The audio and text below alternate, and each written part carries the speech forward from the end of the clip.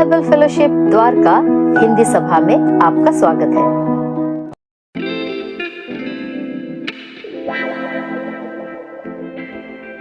सेवा परमेश्वर का बहुत बहुत धन्यवाद। उन्होंने हमें सुंदर दिन दिया है ताकि वचन में बातों में हम आगे बढ़ सकें। तो आज हमारा जो संदेश है 8 नंबर संदेश है और संदेश आपके लिए आसान होगा। कैसे आप देख सकते हो क्या लिखा गया है, बता सकते हो? अपने बुलाहट की योग्य चाल चलो। अपने बुलाहट की योग्य चाल चलो। चर्च का एक मतलब है, चर्च का एक मीनिंग ये है, कॉल्ड आउट, बुलाए गए। और आप और मैं भी अंधकार से झगड़े हुए थे, शैतान की बंधन से हम झगड़े हुए थे और प्रभु ने आपको मुझे पवित्र बुलाहट से, सामर्थ्य बुलाहट से आपको मुझे बुलाया है। आप विश्वास करते हैं इस बात को? कितने जन विश्वास करते हैं? Raise your hand. यस, प्रभु ने आपको एक खास मकसद के लिए, प्रभु ने मुझे खास मकसद के लिए बुलाया है।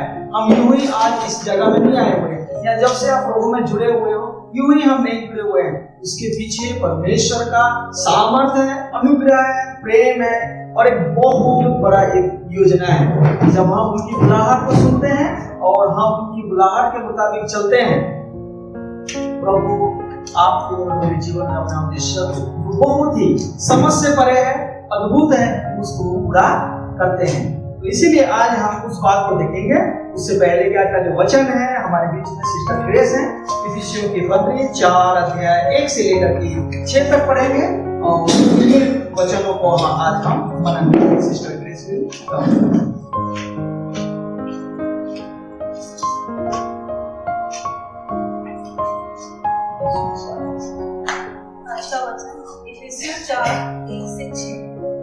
सो मैं जो प्रभु में बंधुआ हूँ तुमसे विनती करता हूँ कि जिस बुलाहट से बुलाए गए थे उसके योग्य चाल चलो, अर्थात सारी दीनता और नम्रता सहित और धीरज धरकर प्रेम से एक दूसरे की सह लो और मेल के बंध में आत्मा की एकता रखने का यत्न करो।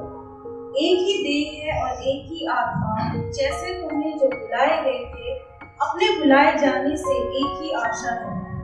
एक ही प्रभु है, एक ही विश्वास और एक ही बपतिस्मा, और सबका एक ही परमेश्वर और पिता है जो सबके ऊपर और सबके मध्य में और सब में। परमेश्वर इस बड़े इफिसियों उसका 4 अध्याय 1 से लेकर के हमने 6 तक यहाँ पढ़ा है और आपको टाइटल भी समझ में आ गया होगा कि ये पहला आयत से है और मैं उसको हिंदी में दोबारा पढ़ना चाहूंगा। सो मैं जो प्रभु में बंधुआ हूँ तुमसे विनती करता हूँ कि जिस बुलाहट से तुम बुलाए गए थे उसी के योग्य चाल चलो। हमारा वचन क्या है? अपने बुलाहट के योग्य हम चाल चलें। Can you please tell your neighbor? क्या हम अपने आसपास में मोड़ करके बता सकते हैं कि अपनी बुलाहट की योग्य चाल चलें? अच्छी बात है, प्रभु ने आपको बुलाया है। इस बात में हम और आप क्या होना चाहिए? पक्का होना चाहिए। पतरस भी इस बात को बोलते हैं, यदि आप और मैं अपनी बुलाहट को जान जाएंगे तो हम कभी भी ठोकर नहीं खाएंगे, है ना? मेक श्योर योर कॉलिंग होती है, आप अपनी बुलाहट को जान जाएं। यस, मुझे प्रभु ने बुलाया है। ये पास्टर मनोज ने नहीं बुलाया है, ये डीबीएफ चर्च ने आपको नहीं बुलाया है, ये किसी मित्र ने आपको नहीं बुलाया है। हाँ, उन्होंने इन्फॉर्म किया है, लेकिन असली में बुलाहट देने वाला परमेश्वर ही होते हैं। और हम उन बुलाहट में, उस बुलाहट को हम भली भांति समझना चाहिए, जानना चाहिए और विश्वास करना चाहिए। और आज के वचन के मुताबिक उस बुलाए गए जो हम हुए हैं, जो बुलाहट हमें मिला है, उस योग्य हम चाल चलना चाहिए। तो यहाँ जो बातें हम देखते हैं, अंग्रेजी में इसका थोड़ा ऐसा लिखा है आई देयरफॉर, और हिंदी में सो, है ना? देयरफॉर सो, इसका मतलब क्या है? डेफिनेटली पिछले दिनों में जो हमने बातें सीखा था, जो 7 लेसन हमने सीख चुके हैं, पहला, दूसरा, तीसरा अध्याय में जो बातें हमने सीखा है पिछले दिनों में, तो सारे वचनों को फिर से एक बार रिकलेक्ट करते हैं और पौलुस भी उसको रिकलेक्ट करते हैं। पहला चैप्टर का, दूसरा अध्याय, पहला अध्याय का, दूसरा अध्याय का और तीसरा अध्याय का निचोड़ को देख करके वो क्या बोलते हैं? इसीलिए दिया। और वो बातें क्या था, हमने शुरू में देखा था कि पौलुस उस स्वर्गीय आशीषों के बारे में जिक्र करते हैं। दूसरा हमने देखा था कि उन बातों को देख करके प्रभु कितना अद्भुत और कितना बड़ा और सामर्थ्य रूप से अनुग्रह से भरा हुआ परमेश्वर ऐसा काम करते हैं। उस परमेश्वर के सामने में वो प्रार्थना करते हैं, निवेदन करते हैं और धन्यवाद देते हैं। और फिर हमने देखा था और पौलुस बताते हैं कि आज जैसा तुम्हारा हालत है विश्व के लोग, आज जैसे तुम प्रभु को जानते हो ऐसा पहले आप लोग नहीं थे। मसीह के बगैर हमारा जो परिस्थिति था वो बहुत ही बदतर था, आत्मिक रीति से इवन शारीरिक रूप से भी। और ऐसा बदतर हालत में फिर पौलुस बोलते हैं कि ऐसे बदतर हालत में प्रभु ने आपको और मुझे अनुग्रह से और विश्वास के द्वारा क्या दिया है, उद्धार दी है। तो बाकी दुनिया में जब हम देखते हैं, दुनिया के लोग उद्धार पाने के लिए काम करते हैं, उद्धार पाने के लिए स्ट्रगल करते हैं, कड़ी मेहनत करते हैं। लेकिन मसीह में क्या है, नहीं। प्रभु बोलते हैं मैं जो तुझे उद्धार पाने के लिए जो काम करना है वो मैं अपने जीवन को क्रूस पे देकर वो काम को संपन्न किया। याद है ना, यीशु मसीह ने बताया था, हमारे समझ पहले इसके बारे में चर्चा करेंगे कि उन्होंने बताया था कि ये क्या हो गया, समाप्त हो गया। तो पौलुस उस बात को जिक्र करता है कि ऐसी हालत में तुमको प्रभु ने परमेश्वर ने अपने अनुग्रह से और तुम्हारे विश्वास के द्वारा तुमको क्या मिल गया, उद्धार मिल गया। और फिर बाद में फिर चर्चा करते हैं कि सिर्फ तुमको उद्धार ही नहीं मिला है, परंतु उस स्वर्गीय स्थान में, उस स्वर्गीय राज्य में, यीशु मसीह के परिवार में तुम क्या बन गए हो, वारिस बन गए हो, है ना। और फिर वो बताते हैं कि ये जो सारे बातें हैं ये सबकी बस की बात नहीं है, सब लोग इस बात को समझ नहीं पाते हैं, परंतु परमेश्वर ने वो भेद मुझे और जो पवित्र प्रेरित हैं उन पर क्या क्या है, प्रकट किया है। और इस बात को तुम डायरेक्ट नहीं पा सकते हो, लेकिन इस वचन को जब पढ़ते हो, मेरी खत को जब पढ़ते हो, तब तुम भी जान पाओगे। और हमने देखा था उस वचन को, परमेश्वर का जो भेद है उस भेद की प्रकटीकरण को हमने देखा था। और जब फिर पौलुस, हमने पिछले बार देखा था कि फिर पौलुस प्रार्थना करते हैं किस बात के लिए, ताकि तुम सामर्थ पा जाओ। इस मनुष्य में, तुम्हारे भीतरी मनुष्य में तुम्हारा स्पिरिचुअल मैन क्या हो जाए, सामर्थी हो जाए। और फिर पहला, दूसरा और तीसरा जो अध्याय है वो खास करके डॉक्ट्रिन, जानते हो ना, शिक्षाओं को दिखाता है, थ्योरी को दिखाता है, थियोलॉजी को दिखाता है। और 3, 4, 5, 6 जो हम अभी देखने जाते हैं, 4, 5, 6 जो ये प्रैक्टिकल बातों को, व्यवहारिक बातों को बताते हैं। और उन्हीं व्यवहारिक बातों में से ये एक चीज है कि आज हम तय करें, आज हम जान जाएं प्रभु ने मुझे बुलाया है। और उस बुलाहट वो ऐसे छोटा मोटा बुलाहट नहीं है, टेम्पररी बुलाहट नहीं है, और किसी मनुष्य के द्वारा बुलाहट नहीं है, परंतु परमेश्वर के द्वारा ये बुलाहट है।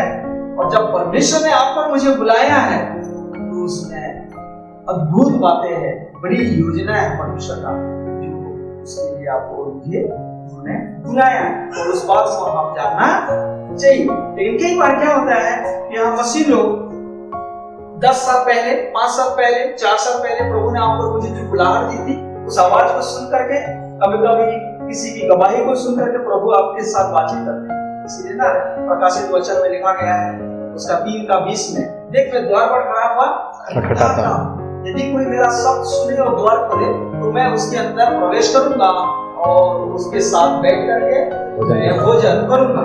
प्रभु हर एक के दिल की दरवाजे में खटखटाते हैं।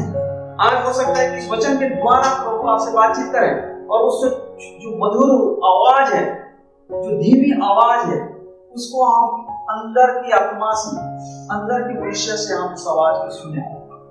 बाहर की आवाज नहीं, तो अंदर की आत्मा से हम उस आवाज को जब सुनेंगे और उसके अनुसार हम चलेंगे तो डेफिनेटली आपका और मेरा भविष्य बहुत बेहतर है। आमीन। पतरस को बोले धीरे पीछे बोले और मैं तुझे भविष्य को पकड़ने वाला बनाऊंगा। वो एक आवाज था, एक बुलाहट था। और पतरस ने सब कुछ छोड़ कर, सिर्फ पतरस नहीं, अंद्रियास, याकूब, यूहन्ना, वो अपनी जबदी के जो बिजनेस था सब कुछ छोड़ करके इसको, और मत्ती को यीशु मसीह ने बोले मेरे पीछे बोले, और वो आवाज को उसने सुना और चल पड़ा था। तो परमेश्वर की आवाज को सुनना, परमेश्वर की बुलाहट को जानना, यही आपका और मेरा क्या बोलते हैं, हिंदी शब्द परम कर्तव्य है। क्या है? नहीं जान पाए तो फिर हम इस दुनिया के मोह माया में क्या रहते रहेंगे? भटकते रहेंगे और ठिकाना कभी नहीं पाएंगे। मसीह में ही ठिकाना है। मसीह की आवाज को सुनो। जब आप यहाँ बैठते हो, प्रार्थना के साथ बैठे बोलेंगे प्रभु मैं मनुष्य के द्वारा, पास्टर मनुष्य के द्वारा मुझसे और मैं आपकी आवाज को सुनना चाहता हूँ। अगर इस एटीट्यूड में अगर आप बैठते हैं, यस प्रभु आज आपको खाली रुकने नहीं। जैसे मैंने बताया कि हम कई बार वो बुलाहट को नहीं जान पाते हैं और इसीलिए पौल बोलते हैं वो जो बुलाहट है उस बुलाहट की योग्य चाल स्टैंडर्ड है। वो बुलाहट ऐसे यूं ही प्रभु ने बुलाया है। ये स्वर्गीय बुलाहट है, ये मसीह में प्रभु ने आपको नीचे बुलाया है। परमेश्वर की बुलाहट एक कहानी से मैं शुरू करता हूँ। बहुत बार मैंने विकास को चर्च में बताया और आज मैं उसको दोबारा बताना चाहता हूँ। आप तैयार हैं सुनने के लिए? कहानी में बहुत पावर है। यीशु मसीह की पूरा जो मिनिस्ट्री है पैराबल्स में दृष्टांत में भरा हुआ है। तो इसमें कुछ बातें मैं बताना चाहता हूँ, लेकिन इसको ना आप व्यक्तिगत रूप से इसको गलत अनुवाद नहीं करना। बस इसमें से कुछ बात है कि हम अपने बुलाहट के योग्य क्या करना चाहिए? चाल चलना चाहिए। चाल चलना चाहिए, ये स्वभाव को दिखाता है, कैरेक्टर को दिखाता है, व्यवहार को दिखाता है। यहाँ बैठ करके हम क्या सुनते हैं, कितने ज्ञान पाते हैं, मैं कितना अच्छा से प्रचार करता हूँ, आप कितने अच्छे से सुनते हो, वो कुछ मायने नहीं रखता है। यहाँ से निकल करके जो हमारा जीवन शैली है, हम कैसे जिंदगी जीते हैं, वेरी वेरी इम्पोर्टेंट है। एक दिन क्या हुआ, एक बहुत बड़ा धनी आदमी जा रहे थे शहर में और किनारे में देखे ना रेल लाइन में बच्चे भीख मांगते हैं ना, तो एक अनाथ बच्चा भीख मांग रहा था और वो धनी आदमी उसको देख करके तरस उठी और फिर उनको अपने कार में ले गए। उनको बोले बेटा मैं आपको अपना बेटा बनाना चाहता हूँ, आप हमारे घर चलो।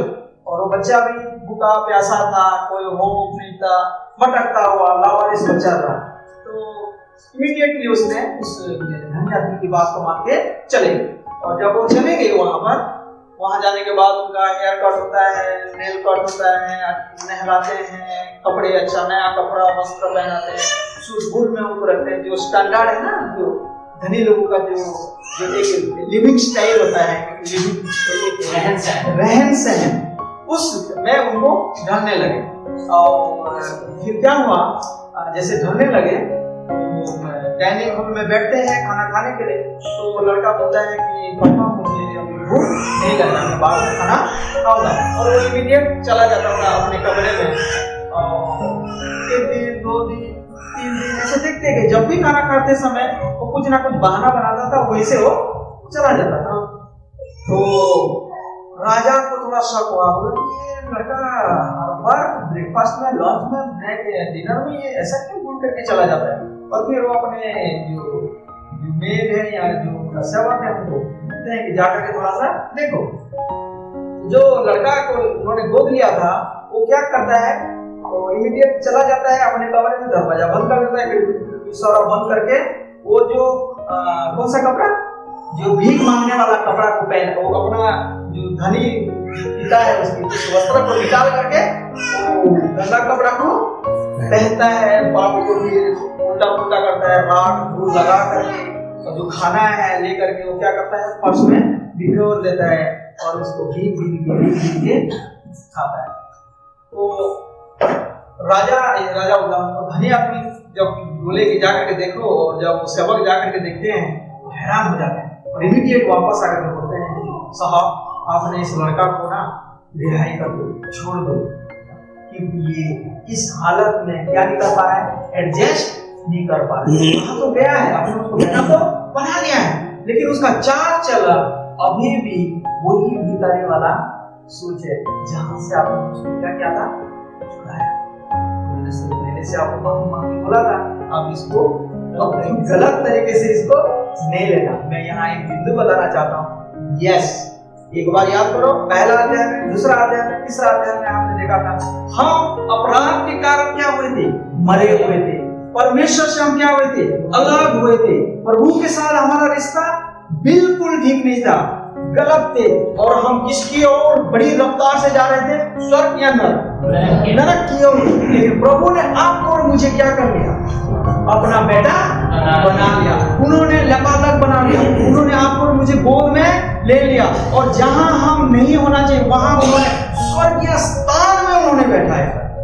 व्हाट ए वंडरफुल गॉड, बोलो हालेलुया। हमारा जीवन ऐसा नहीं था, लेकिन प्रभु ने हद पार उन्होंने प्रेम दिखाया है, उन्होंने स्वर्गीय स्थान में आपको और मुझे बैठाया, उन्होंने वारिस बनाया, स्वर्ग राज्य का वारिस बना दिया, सब प्रकार की बुद्धि और ज्ञान से परिपूर्ण कर दिया। पौलुस बोलते हैं उस योग्य भी क्या करना, बुलाए जाने के अनुसार उसके अनुसार आप चाल चलिए। हम दोबारा उस भिखारी बच्चे के जैसा पुराने मनुष्य में ना हो जाए, दोबारा जो गलत आदतों से प्रभु ने आपको मुझे छुटकारा दिया उस आदतों में फिर से एक बार ना फंसे, उस गलत बातों से हम दोबारा ना फंसे।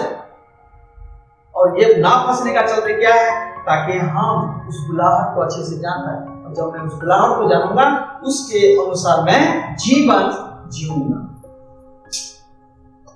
वापस आते हैं इफिसियों 4 का 1 को मैं पढ़ता हूं। सो मैं जो प्रभु में बंधुआ हूं तुमसे विनती करता हूं। याद रखना, अभी भी पौलुस जेल में है, क्योंकि रोम की जेल में है और इफिसियों की मंडली को लिख रहे हैं, और वहां रह करके वो विनती नहीं कर रहे कि मुझे जल्दी निकालो, और ये नहीं बोल रहे हैं मेरे लिए प्रार्थना करो, या रोमन गवर्नमेंट को प्रार्थना नहीं कर रहे हैं, रिक्वेस्ट नहीं कर रहे कि प्लीज मुझे छुटकारा दो, गलती हो गया, दोबारा ऐसा मैं काम नहीं करूंगा, परंतु वो बोलते हैं मैं बंधुआ होकर के ऐसी दुख में रहते हुए, ऐसी परिस्थिति में रहते हुए मैं तुमसे विनती करता हूं। क्या है वो विनती, कि जिस बुलाहट से इफिसियों बिल्कुल बद से बदतर हालत में थे, अंधकार में थे, दूर थे, जिस बुलाहट से, लेकिन प्रभु ने उनको क्या क्या बुलाया, जिस बुलाहट से, रिमेंबर, जिस बुलाहट से तुम बुलाए गए थे उसके योग्य चाल चलो, जीवन जियो, उसके अनुसार उस लेवल का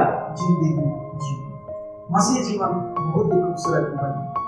हमारे जीवन के द्वारा, हमारे चाल चलन के द्वारा प्रभु को महिमा मिलता है।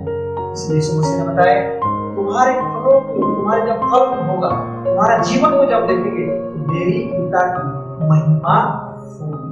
आपके और मेरे जीवन के द्वारा प्रभु तारीफ, लोग जब तारीफ करेंगे तुरंत आप उस तारीफ को किसकी तरफ डायरेक्ट करना है, किस तरफ निर्देश देना, प्रभु तेरे का मैं यीशु किया।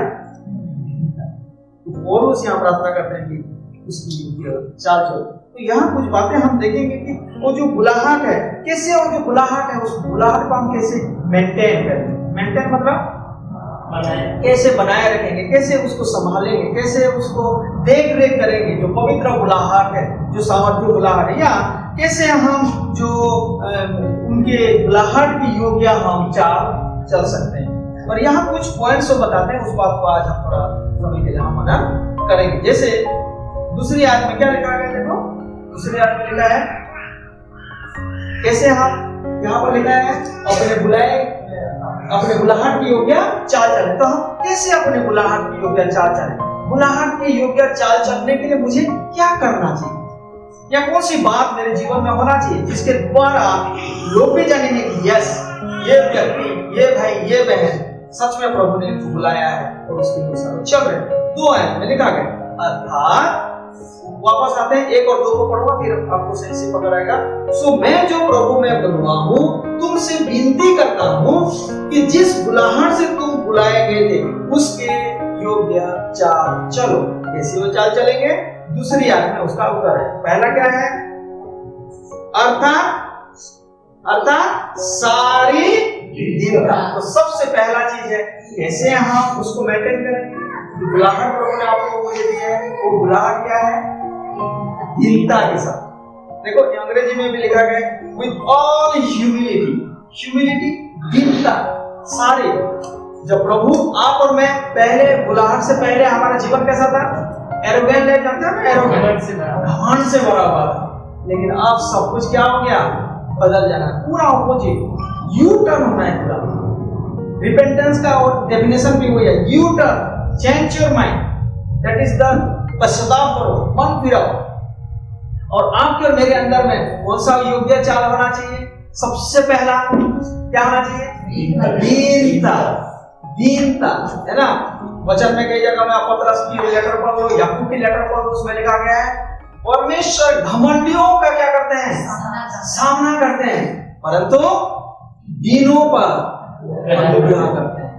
यदि आप चाहते हैं कि मैं अगर चाहता हूं उसी के योग्य चाल चलूं, मेरे जीवन से दीनता आना चाहिए, नम्रता आना चाहिए सबसे पहला। तो अगर हम पढ़ेंगे इफिसियन 2 उसका 3 और 4 को कोई एक जन हमारे लिए पढ़ पाएंगे? ये फिलिपियों की 2 अध्याय 3 से लेकर के 4 तक पढ़ें।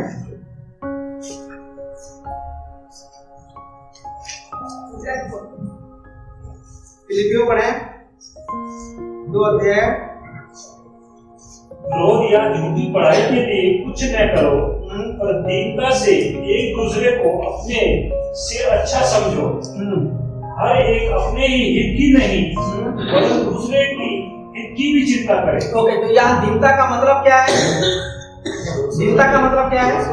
दूसरे के लिए अच्छा सोचो। विरोध या झूठी, जब विरोध या झूठी आता है उसमें घमंड आता है, तब मैं विरोध करने लगता हूं।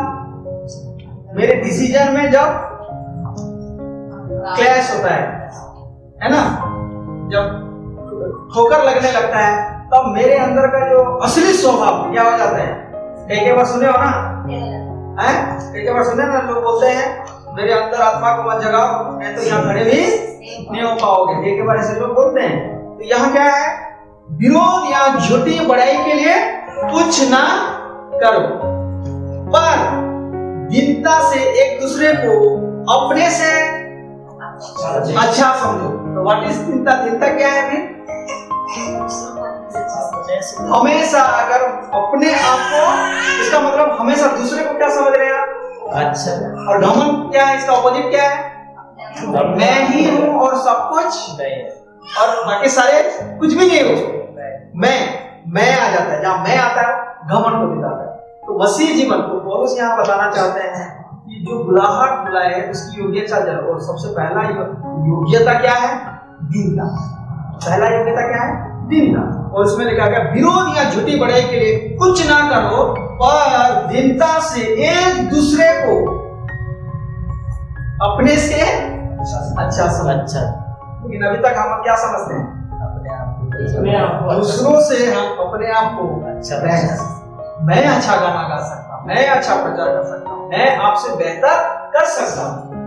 लेकिन प्रभु के राज्य में प्रभु की बुलाहट जब आपको मिलता है, लेट्स ईट, लेट्स कंसर्न,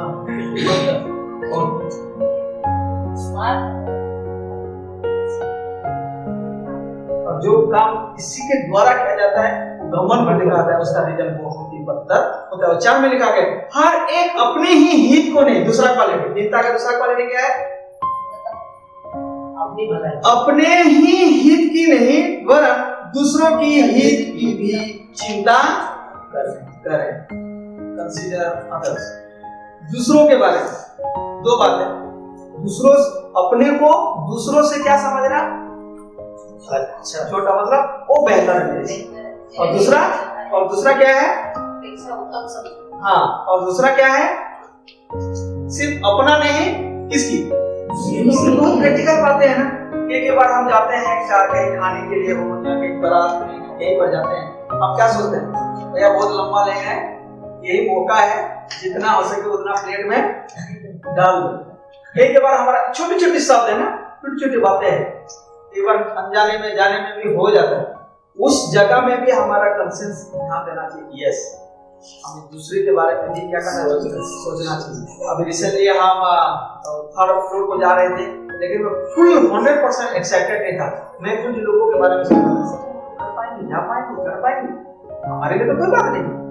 तो दूसरों को भी हम क्या सोचना चाहिए? दूसरों के हित के बारे में भी सोचना चाहिए। तो यहाँ पहला क्वालिटी क्या है? अर्थात आधा 50-50 या सारी दीनता। सबसे पहला है योग्यता है दीनता। दूसरा योग्यता क्या है?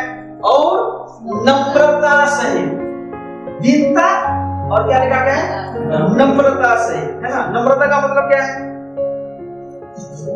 नम्र होना, है ना, अपने आप को छोटा करना। ओके, ये दोनों साथ साथ चलता है, दीनता और नम्रता। अगर हम पढ़ेंगे मत्ती लिखी सुसमाचार उसका 11 28 से लेकर के 30 तक पढ़ते हैं, क्या लिखा है? मत्ती 11 28 से लेकर के पढ़ो।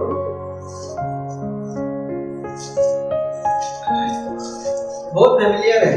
ये सब परिश्रम करने वालों और बोझ से दबे लोगों मेरे पास आओ, मैं तुम्हें विश्राम दूंगा। ओके, यीशु मसीह बोलते हैं जो मन में जो लोग दुखी हैं, मन में जो लोग परिश्रमी हैं, शारीरिक परिश्रम के बारे में नहीं लिखा गया।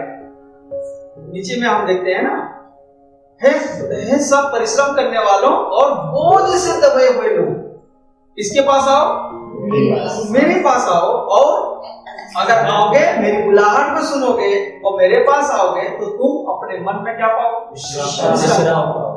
29 मेरा जुआ अपने ऊपर उठा लो, बुलाते हैं और अपना जुआ, अपना आज्ञा, अपना वचन देते हैं, उठा लो और मुझसे सीखो। और कौन है वो जिससे हम सीखेंगे? क्योंकि मैं क्या हूं? नम्र और मन में दीन हूं। हालेलुया, यीशु मसीह को जब आप देखेंगे तो कैसे देखेंगे? एरोगेंट व्यक्ति देखेंगे, प्राउड, घमंड से भरा हुआ कैसा दिखेंगे? How you imagine? Yeshu Masih को हमने शारीरिक रूप से कभी नहीं देखा, लेकिन जब हम वचन पढ़ते हैं ऐसा एक इमेजिनेशन आता है, ऐसा एक पिक्चर आता है। वो कैसे हैं? नम्र हैं और दीन, और तुम अपने मन में क्या पाओगे? विश्राम पाओगे। विश्राम कौन सी चीज आपको रोक देता है? What blocks resting our life? बोझ, घमंड। क्या? घमंड। घमंड अगर है मैं कभी भी रेस्ट नहीं पाऊंगा। रेस्ट पाने के लिए प्रभु के पास आना होता है पहला। दूसरा है क्या? कैसे, किससे सीखना है?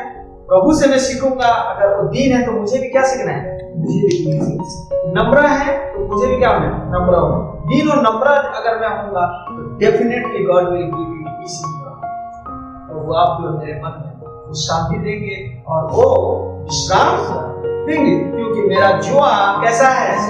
सहन, और मेरा बोझ हल्का है। और इसके अलावा जितना भी बोझ है, दुख है, तकलीफ है, सहनशील है। Praise God. और इसीलिए ये दो क्वालिटी होना चाहिए। यीशु मसीह ने वो क्वालिटी पाई, दीन थे और नम्र थे। और यहाँ यीशु 2 का 4 का 2 में भी लिखा गया, अर्थात सारे दिन का पहला, दूसरा है नम्रता, तीसरा क्या है? 4 का 2 के मुताबिक धीरज धर कर। ओके, थर्ड क्वालिटी है धीरज धर कर, विद पेशेंस, है ना। और इंग्लिश में लिखा गया है लॉन्ग सफरिंग। लॉन्ग सफरिंग का मतलब क्या है? हिंदी में है धीरज धर कर। तो हमारे अंदर में धीरता होना चाहिए, नम्रता होना चाहिए, और तीसरा है धीरज होना चाहिए। हम धीरज वाले नहीं है। आज जितना भी चीजें हैं धीरज वाला है। अब सोचो 50-60 साल का जमाने का और आज के जमाने में, पहले लोग एक जगह से दूसरी जगह बैलगाड़ी में जाया करते थे, आज जाएंगे लोग? ट्रेन तो चल रहा है, ठीक है, लेकिन कौन सा ट्रेन चाहिए हमको? Bullet train. कैसा ट्रेन? Bullet train. मतलब जल्दी जाना चाहते हैं, कोई भी सब्र नहीं है। और ये कहावत सुने हो ना, हिंदी में मशहूर कहावत है, हड़बड़ी। जहां भी क्या होता है? हड़बड़ी होता है, जहां पर धीरज नहीं होता है। और पौलुस आपको परमेश्वर चाहते हैं क्वालिटी हमारे अंदर धीरज। हम प्रार्थना करते हैं, आज प्रार्थना करेंगे और कल बोलेंगे आज प्रार्थना क्या आधा घंटे में हो जाना चाहिए, अगर हो गया तो हम चर्च आएंगे, अगर नहीं हुआ तो हम जाएंगे। इतना खतरनाक हम धीरज नहीं है। एक बार 2 बार हम चर्च आते हैं, उसके बाद क्विट कर देते हैं। हमारे अंदर वो पेशेंस नहीं है। और अगर आप और मैं वो बुलाहट को जानेंगे तो हम सब्र रखते हैं हर जगह में। जहां भी गड़बड़ स्पीड हुआ है, जहां भी हम धीरता को खोया है, 100% वहां क्या हुआ है? एक्सीडेंट हुआ है। चाहे वो गाड़ी का एक्सीडेंट हो, चाहे वो बाइक का एक्सीडेंट हो, चाहे साइकिल का एक्सीडेंट हो, किसी भी तरीके का। लेकिन जहां आपका और मेरा सब्र है, धीरज है। और लॉन्ग सफरिंग का मतलब जो डेफिनेशन है वो ये है, लॉन्ग सफरिंग का मतलब ये है कि आपके साथ बद से बदतर कोई कर रहा है, आपके साथ एक बुरा व्यवहार कर रहा है, लेकिन आप उसको मुंहतोड़ जवाब दे सकते हो, लेकिन आप देते नहीं हो। आपके पास वो अधिकार है, आपके पास वो सामर्थ्य है, आप कर सकते हो, लेकिन करते नहीं हो। उसको बोला जाता है क्या? Long suffering. पतरस बोलते हैं यीशु मसीह के बारे में, वो गाली सुनकर गाली नहीं, मार खा करके कभी भी किसी को मतलब मैं देख लूंगा। कभी कभी सुना है, लोग बोलते हैं हाथ लगा के देख क्या कर सकता हूँ, आपको नहीं पता मेरा हाथ कहाँ का है। हम कई बार उस अधिकार को गलत तरीके से हम इस्तेमाल करते हैं। वो जो पावर है वो हम कर सकते हैं, हम नहीं बचते हैं, हम धीरज नहीं करते। लॉन्ग सफरिंग का मतलब परफेक्ट एग्जांपल हमारा प्रभु यीशु मसीह अंत तक धीरज धरते गए। आपको पता है ना, यीशु मसीह को क्रूस में क्रूस की मृत्यु तक क्रूस में जाकर के अपने जीवन को देने का राह भी आसान नहीं था। बार बार अटका रहता था, बार बार शैतान बोलता था यदि तू परमेश्वर का पुत्र है, हमको बचा और हमको भी बचा। तू परमेश्वर का पुत्र है तो तू अपने आप को वहीं से नीचे उतार। आप और लेकिन यीशु मसीह के पास सामर्थ था, अधिकार था। अगर वो सोच भी लेते तो वहां भूकंप हो जाता, मिट्टी सारा बहुत कुछ हो सकता था। मतलब मिट्टी खड्डा होकर के वो सारे के सारे मिट्टी में मिल जाते, सोच भी लेते। उनके पास अधिकार था, उनके पास सामर्थ था, उनके सोच में भी सामर्थ था, लेकिन उन्होंने ऐसा नहीं किया। और वही क्वालिटी आपको मेरे पहला क्या है? दूसरा है नम्रता, तीसरा है धीरज धरना है। धीरज। और वो जो लॉन्ग सफरिंग है, जो धीरज है, उसमें क्या क्वालिटी डेवलप होता है? हम लोगों की बात को सहते हैं और लोगों को माफ करते हैं, लोगों को माफ कर सकते हैं। और मतलब सब्र रखने के बाद बाकी जो परिस्थिति है ना वो सामने आता है। देखते के बाद हम डिसाइड करते हैं, बहुत क्विकली डिसाइड करते हैं, गुस्से से हम डिसाइड करते हैं और हमेशा वो गलत ही होता है। तो तीसरा चीज, चौथा चीज हम देखेंगे उसी का, देखो आगे लिखा है क्या? 4:2, प्रेम से एक दूसरे की क्या करो? सहल, bearing with one another, कैसे? लव। हम एक दूसरे की कैसे सह पाते हैं? प्रेम से। हम नहीं सह पा रहे हैं, इसके मतलब सहन शक्ति में गड़बड़ी या प्रेम में गड़बड़ी? प्रेम में गड़बड़ी है। प्रेम नहीं है, इसीलिए मैं क्या नहीं कर पा रहा हूँ? माता पिता को पूछ लेना, छोटे छोटे बच्चे कितना परेशान करते हैं, और कई बार हम उनकी बात को यूं क्या कर लेते हैं? सह लेते हैं। क्यों? बिकॉज़ ऑफ प्रेम। परमेश्वर ने भी जगह सीखना प्रेम रखा, उन्होंने भी अपना जीवन को दे दिया। पापी थे, ना सुनने वाले थे, दंड के योग्य थे, लेकिन उन्होंने सहा। यहाँ पर तो सहने वाली बातें बताया गया है। bearing with one another, love। हम एक दूसरे की क्या करें? सहन। अगर हम निकालेंगे पहला कुरिन्थियों 13 और 4 और 5 पढ़ेंगे। पहला कुरिन्थियों 13 है, उसका 4 और 5। यहाँ दो चीज है, सहना। क्यों सह पाएंगे? प्रेम के चलते। पढ़ते हैं। प्रेम धैर्यवान, प्रेम दयालु और वह ईर्ष्या नहीं करता, प्रेम दिन नहीं मानता, अहंकार नहीं रखता, अभद्र व्यवहार नहीं करता, अपनी भलाई नहीं चाहता, झुलाता नहीं, बुराई का लेखा नहीं रखता। ओके, कितना पढ़ा आपने? 4 और 5। और मेरे में लिखा है प्रेम सबसे पहला आता है। व्हाट इज प्रेम? प्रेम धीरजवंत है। प्रेम क्या है? धीरजवंत है। जो भी यहाँ हम क्वालिटी देख रहे हैं, योग्यता देख रहे हैं ना, वो सारे एक मसीह योग्यता यहाँ हम देख रहे हैं। और वो सारा बात यहाँ पर भी पहला कुरिन्थियों 13 अध्याय उसका 4 और 5 में लिखा है। प्रेम धीरजवंत है और कृपाल है, प्रेम दाह नहीं करता, प्रेम अपनी बड़ाई नहीं करता, प्रेम फूलता नहीं, वह अनरीति नहीं चलता, वो अपनी भलाई नहीं चाहता, झुंझलाता नहीं, बुरा नहीं मानता। पूरा बात घर में जाकर के पूरा पढ़ लेना, प्रेम की पूरा डेफिनेशन मानो। प्रेम एक ऐसा छोटा सा शब्द नहीं है, उसका परिभाषा है कई सारे बातों को लेकर के। जैसे कि स्लाइड है ना, ऑरेंज देखें, ऑरेंज में एक ऑरेंज होता है, उसके अंदर कई सारे स्लाइड होता है, कई सारे विशेष होता है। ठीक वैसा प्रेम कंप्लीट एक ऑरेंज की तरह है, लेकिन उसके अंदर में कई सारे और भी विशेष है। सारे विशेष को लेकर के, सारे बातों को लेकर के एक कंप्लीट प्रेम होता है। कुलुस्सियों 3 अध्याय 12, 13, 14 पढ़ें। कुलुस्सियों 3 अध्याय, कुलुस्सियों 3 अध्याय 12, 13, 14। इसीलिए परमेश्वर के चुने हुओं की नाई जो पवित्र और प्रिय हैं, बड़ी करुणा और भलाई और दीनता और नम्रता और सहनशीलता धारण करो। और यदि किसी को किसी पर दोष देने को कोई कारण हो, तो एक दूसरे की सह लो और एक दूसरे के अपराध क्षमा करो, जैसे प्रभु ने तुम्हारे अपराध क्षमा किए वैसे तुम भी करो। और इन सब के ऊपर प्रेम को जो सिद्धता का कटिबद्ध है बांध लो। तो यहाँ सारा क्वालिटी है, फुल क्वालिटी यहाँ देख सकते हैं। यहाँ जो बात हम देख रहे हैं कुलुस्सियों 4:2, इसमें तो थोड़ा है, लेकिन यहाँ कुलुस्सियों 3 अध्याय जब हम 12-13 को पढ़ते हैं, इसीलिए परमेश्वर के चुने हुए बुलाहट को दिखाता है। प्रभु आपको और मुझे क्या है, बुलाया है। कैसे बुलाहट है? उन्होंने आपको और मुझे पवित्र किया है, अलग किया है और प्रिय है। प्रभु ने आपको और मुझे बोल दिया है, प्रिय बनाया है। तो क्या करना चाहिए, क्या योग्यता होना चाहिए? बड़ी करुणा, भलाई, दीनता, नम्रता। आज भी हम 4:2 में देख रहे हैं, दीनता और नम्रता। और क्या है तीसरा? सहनशीलता। यहाँ पर भी है धीरज धरकर, 2 का देखते हैं, तीसरा पाठ धीरज धरकर। यहाँ पर लिखा है सहनशीलता धारण करो।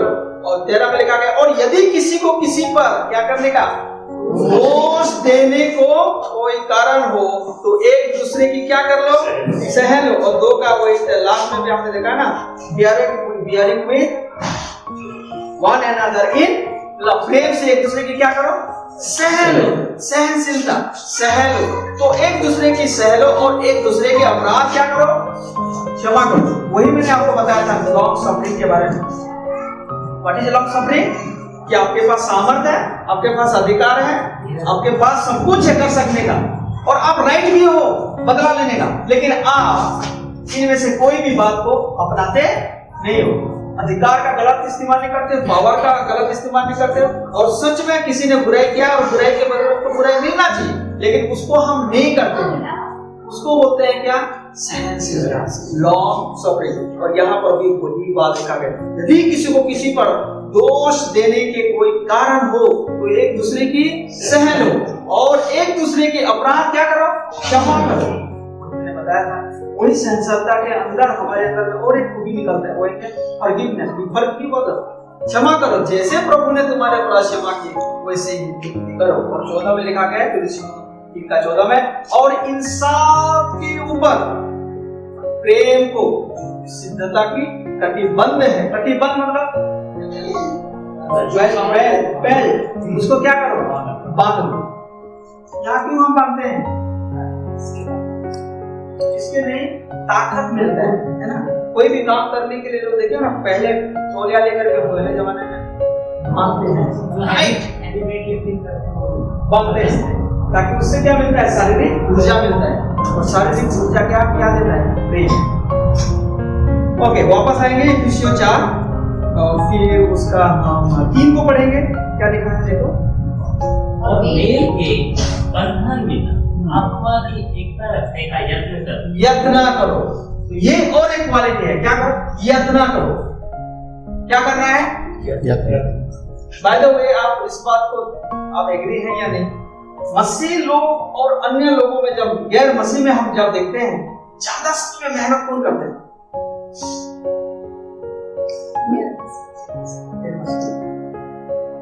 इसमें कोई दो राय नहीं है। हम लोग आ जाते हैं चर्च में, बैठो फिर चले जाओ, फिर हफ्ते में आ जाओ। लेकिन अगर आप गैर मसीह लोगों को देखना, कितना मेहनत करते हैं। लंगर खाना खिलाते हैं, 1000 लोगों को खाना खिलाना इतना आसान बात नहीं। और क्रिसमस में सिर्फ हम एक ही दिन देते हैं, और उसमें भी हमारा पूरा पसीना छूट जाता है। और यही एनकरेजमेंट हम गैर मसीह से भी बढ़कर हमारे जीवन में मेहनत होना चाहिए, मेहनत होना चाहिए। और यहाँ पर वही बात बोला गया है यीशु का 4 का उसका जब हम 3 को देखते हैं तो इंग्लिश में लिखा गया है eager to maintain the unity of the spirit the bond of peace, और हिंदी में लिखा है और मेल के बंध में आत्मा की एकता रखने के लिए। कौन सी एकता? आत्मा की एकता, यूनिटी रखने के लिए, एक दूसरे की कहीं बिगड़ ना जाए, बैलेंस रखने के लिए। लाइफ इज ए बैलेंस ना, लेकिन हम सबका कई बार शारीरिक तो बहुत डिस्बैलेंस हो जाता है, फिर एक्सरसाइज करते हैं फिर उसको बैलेंस में हम लाते हैं, है ना। डॉक्टर क्या आपको और मुझे एडवाइस करते हैं, थोड़ा डिस्बैलेंस हो गया, आपका बीपी, आपका शुगर, आपका थोड़ा वेट बढ़ गया है, थोड़ा सा आप भाग दौड़ करो, बैलेंस करो। Balance very important. आत्मिक रीति से भी हमारा क्या होना चाहिए? एक बैलेंस होना चाहिए, जिसमें दीनता, नम्रता, सहनशीलता, प्रेम, धीरज, इन सारे चीज का एक बैलेंस होगा। और जब एक रियल बैलेंस होगा तो हम सब के सब, चाहे आप ग्रीक हो, चाहे आप यूनानी हो, चाहे आप यहूदी हो, चाहे आप दास हो, चाहे आप स्वतंत्र हो, चाहे आप काला हो, चाहे आप गोरा हो, चाहे आप किसी भी जगह के हो, कहीं से भी हो, उसमें क्या आ जाता है? यूनिटी आ जाता है। और फिर उसी में पढ़ देता हूं उसको, 3 तक हम आए हैं, और वो यूनिटी होना चाहिए, एक यूनिटी होना चाहिए। और उसमें लिखा गया देखो 4 में, क्यों? एक ही देह, एक ही आत्मा, जैसे तुम्हें जो बुलाए गए थे अपने बुलाए जाने से कैसा है? एक ही आशा है, एक ही प्रभु, एक ही विश्वास, एक ही बपतिस्मा। और 6 में लिखा गया और सबका एक ही परमेश्वर और एक पिता है जो सब के ऊपर और सब के मध्य में और सब में है। आमीन, हालेलुया। मसीह जीवन यूनिटी का जीवन, पिता, पुत्र, पवित्र आत्मा, यूनिटी। यीशु मसीह और पिता और पवित्र आत्मा में इतना यूनिटी है कि यीशु मसीह इतना बोल सकते हैं, जिसने मुझे देखा पिता को। इतना यूनिटी है ना। और फिर प्रभु ने आपको और मुझे भी पिता, पुत्र, पवित्र आत्मा में आपको और मुझे भी क्या कर दिया? एक कर दिया। तो जब हम यूनिटी में आते हैं तो हमारे अंदर तो डिसयूनिटी वाली सोच नहीं होना चाहिए।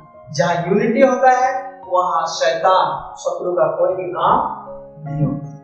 फ्रेंड्स, मैं आप सबको उत्साहित करना चाहता हूँ, अपने बुलाहट की योग्य चाल चलो। मसीही जीवन कोई धार्मिक रिवाज को मानने वाला जीवन नहीं है, ये मतलब कोई धर्म नहीं है, परंतु ये जीवन है, जीवन परिवर्तन। आज लोगों के अंदर में कई सारे गलतफहमी है, मसीह लोग धर्म परिवर्तन करते हैं। नो, धर्म परिवर्तन नहीं, बल्कि मसीह में हमारा जीवन परिवर्तन होता है। आप कितनी बार चर्च आए, मैं कितनी बार चर्च, हमें कितनी बार प्रचार किया, आप कितनी बार सुने, आप कितना अच्छा नोट बनाए, मैंने कितना अच्छे से बेहतर तरीके से प्रेजेंटेशन किया। It will not take you to heaven, ये आपको कभी स्वर्ग में लेके नहीं चलेगा। आपका और मेरा जो चाल चलन और जीवन है वो प्रभु की नजर में बहुत ही अनमोल है। इसी तरह परमेश्वर के वचनों में बढ़ते रहने के लिए हमारे चैनल को सब्सक्राइब करें, लाइक करें, कमेंट करें और शेयर करें तथा बेल आइकन को दबाना ना भूलें, ताकि वीडियो के नोटिफिकेशन समय पर आप तक पहुंचता रहे। परमेश्वर आपको बहुतायत से आशीष दे। धन्यवाद।